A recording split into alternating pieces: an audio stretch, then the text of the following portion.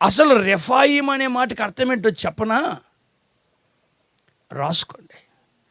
రెఫాయిం అనే మాటకి అర్థం రాక్షసులు.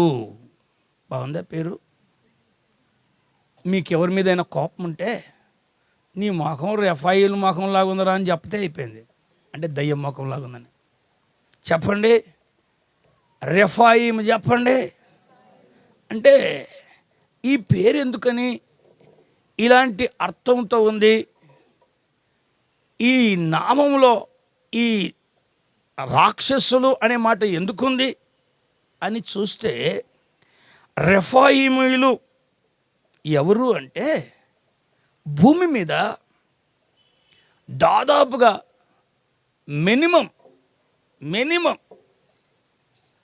12 అడుగుల నుంచి 30 అడుగులు ఎత్తుండే మనుషులు. ఎంత నుంచి?